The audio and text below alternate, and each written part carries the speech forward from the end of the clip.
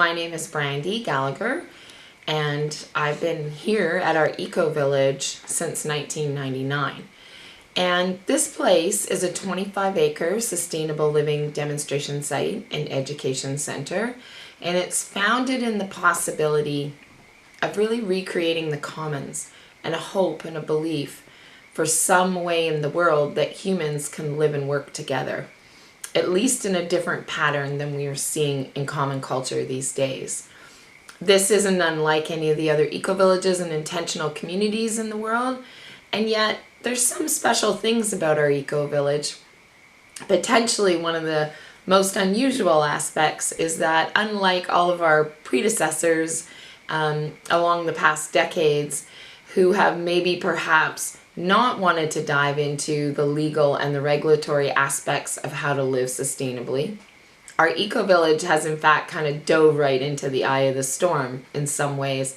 And we made an agreement really early on within the community in the wider area of the Cowichan Valley that everything we did here at our eco-village would be legal. And if it wasn't legal when we started, well, we'd try and help make it legal. So working with local, provincial, federal government, all manner of stakeholders from business and corporate to the government aspect to academia and absolutely the grassroots community. It's brought together a synergy or a possibility that is still playing itself out. The eco-villages are kind of like living laboratories, and a learning community is something that's generative and it can grow forward. And we certainly have our own amount of tripping hazards, restarts, and ways that we try things over and over and find it doesn't work so great, or our own personal learning, not to mention our political and our professional learning. But that all comes together in somewhat of a unique way that has created something that you can't find really anywhere else in Canada, and indeed in North America. This is one of the places that's endeavored to bring together every systems design and create them to be inherently back into being interconnected. And so, of course, that is what we all call permaculture design, and in even further respect, village design, and ways of bringing the economic, the political, the legal, the social, the environmental, the energy systems, the heat systems, the water systems, and every other system we can name back into a cohesive whole.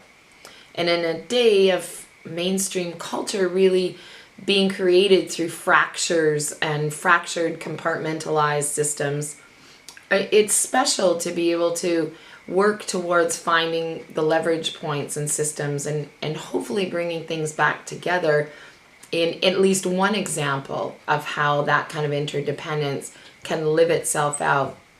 and be a platform for, nowadays we have over 10,000 folks per year connecting in through our eco-village, and really being able to engage in this environment as an immersed learning environment. And most people stay for a short while as visitors, but there are those of us who have been here long term and others who are able to, now that we have an ownership model that can include everybody on title,